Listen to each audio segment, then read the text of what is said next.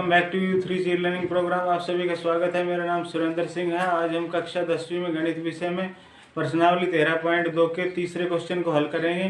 तो आइए देखते हैं।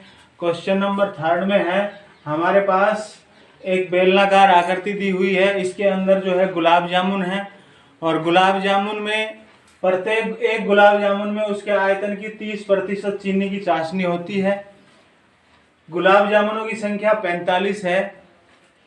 प्रत्येक गुलाब जामुन की लंबाई 5 सेंटीमीटर है और व्यास 2.8 सेंटीमीटर है। ये गुलाब जामुन किस आकार के हैं? बेलन के दोनों ओर अर्धगोलाकार सिरे जुड़े हुए हैं, अर्थात बेलनाकार भाग बीच में है और दोनों तरफ अर्धगोलाकार सिरे जुड़े हुए हैं।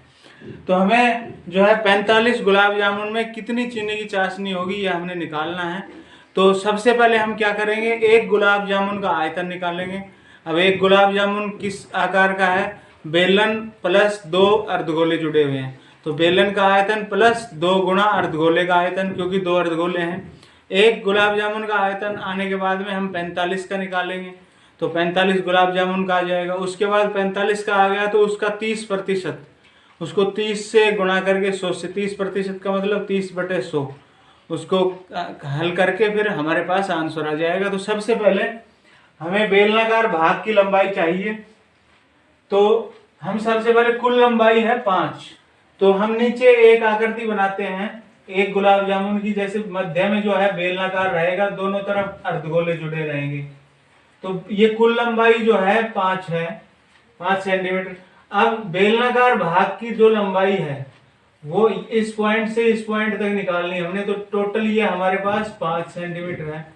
तो इस अर्धगोले की त्रिज्या घटा देंगे इस अर्धगोले की त्रिज्या, अर्थात 5 में दोनों अर्धगोले की त्रिज्या घटा देंगे तो बेलनाकार भाग की लंबाई आ जाएगी। तो हमारे पास व्यास 2.8 है, तो हमारे पास त्रिज्या हम निकाल लेंगे व्यास बटे 2 r हमें आ जाएगी 2.8 बटे 2। इसको काट देंगे, 2 एकम 2, 2 चौक 8, 1.4 सेंटीमीटर। अब ये प्रत्येक अर्धगोले की त्रिज्या आ गई है और बेलन की भी त्रिज्या है, क्योंकि दोनों की सेम है, क्योंकि पूरे गुलाब जामुन का हमें व्यास दिया हुआ है। तो इसका मतलब अर्धगोले की त्रिज्या भी 1.4 और बेलन की त्रिज्या भी। उसके बाद बेलनाकार भाग की हम क्या ज्ञात कर लेंगे? लंबाई, जो ऊंचाई का काम करेगी जो हमारे सूत्र में। तो लंबाई कैसे आएगी? कुल लंबाई में से घटाएंगे एक अर्धगोले की त्रिज्या और दूसरे अर्धगोले की त्रिज्या, अर्थात एक दोनों जोड़कर एक व्यास बनता है। इस तरह भी हम घटा सकते हैं। तो 5.0 में से घटा देंगे, ये दोनों जोड़ दिया हमने 2.8, तो ये घटाएंगे तो 2.2 सेंटीमीटर। तो बेलनाकार में जो है h हमारे पास 2.2 सेंटीमीटर आ गया है। ये h का काम करेगी हमारे पास जो ये लंबाई आई है। अब हम एक गुलाब जामुन का आयतन निकालेंगे। तो एक गुलाब जामुन का आयतन, सूत्र पहले लिखेंगे।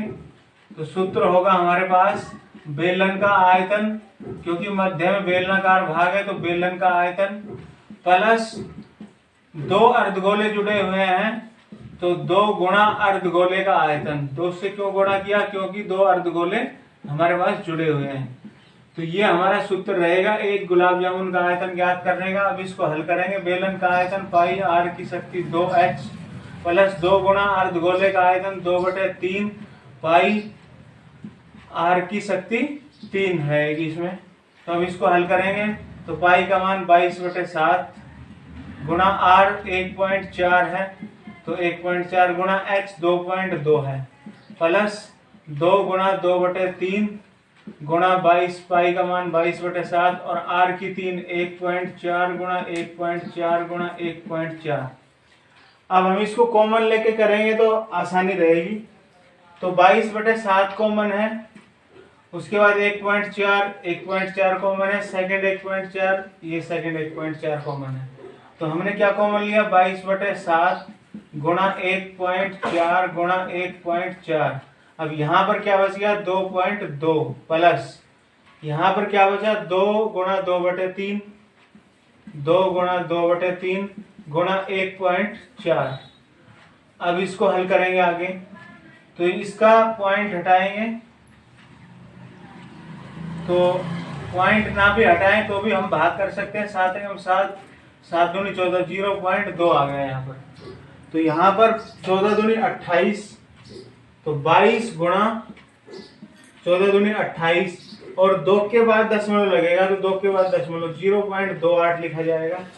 ब्रैकेट में गुणा है तो ये 2.2 रहेगा प्लस इसको हम गुणा करेंगे, कटेगा नहीं, 2 दूनी 4, 4 की 1.4 से 14 चौक 56, 1 के बाद दशमलव 5.6/3।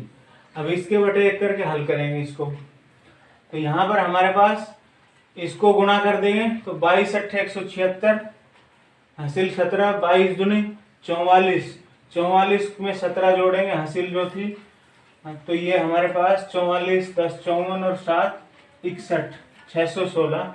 तो 2 के बाद दशमलव है, 2 के बाद दशमलव गुणा ब्रैकेट लघुत्तम 3 आया, 2.2 की 3 से करेंगे 22 या 66, 1 के बाद दशमलव 6.6 प्लस 5.6, तो हमारे पास 6.16 गुणा इन दोनों को जोड़ेंगे 6 और 6 12, 6 और 5 11 और 1 12, 1 के बाद दशमलव बटे 3, ये बाहर आके गुणा हो जाएगा।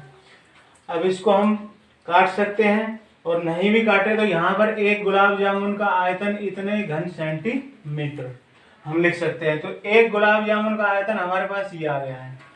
अब 45 गुलाब जामुनों का आयतन हमने निकालना है, तो 45 गुलाब जामुनों का आयतन, इसको एक गुलाब जामुन के आयतन को 45 से गुणा कर देंगे, 6.16 गुणा 12.2/3, तो 45 का निकालेंगे तो इस एक का आयतन हमारे पास ये आ गया है, 45 का निकालेंगे, इसको 45 से गुणा कर देंगे। तो हमने इसको यहाँ इसलिए हल नहीं किया कि यहाँ अब ये 3 से कंप्लीट कैंसिल हो जाएगा, 15 3 45।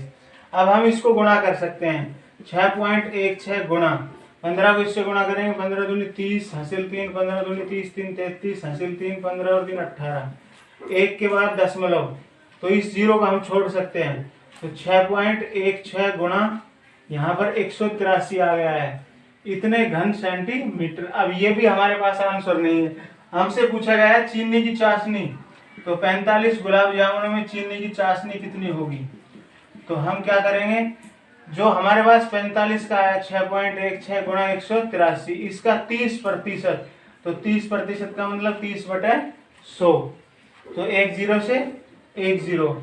अब हम इसकी गुणा करेंगे, ये पूरा पूरा नहीं कटेगा, तो 6.16 गुणा 3 को 183 से करेंगे, 3 3 9, 3 8 24, 3 और 2 5, इसके बटे 10।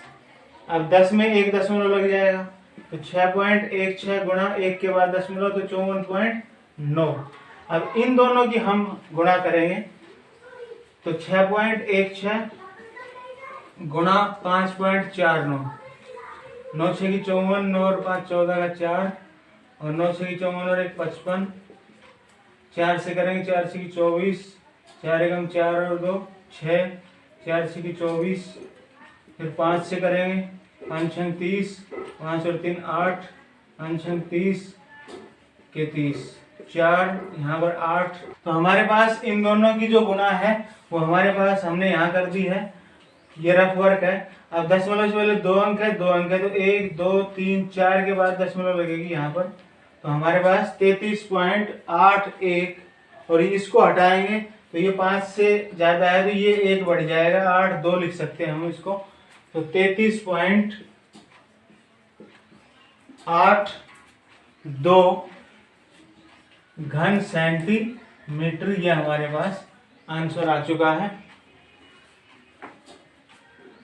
तो हमारे पास ये 33.82 घन सेंटीमीटर हमारे पास आ चुका है। चीनी की चाशनी हमसे पूछी गई थी, तो हमने एक गुलाब जामुन का आयतन निकाला, उसके बाद 45 गुलाब जामुन का आयतन निकाला, और चीनी की चाशनी 30% होती है, हमें क्वेश्चन में दिया हुआ है। तो 45 गुलाब जामुन के आयतन हमारे पास ये प्राप्त हुआ, इसको 30, इसका 30% अर्थात 30% से गुणा करेंगे, 30/100 करके हमने याद कर दिया है। तो आशा है यूथ के लर्निंग प्रोग्राम में ये विषय आपको आसानी से समझ में आया होगा। इससे रिलेटेड जो भी प्रॉब्लम है स्टूडेंट अवश्य क्वेश्चन पूछेंगे। Thank you.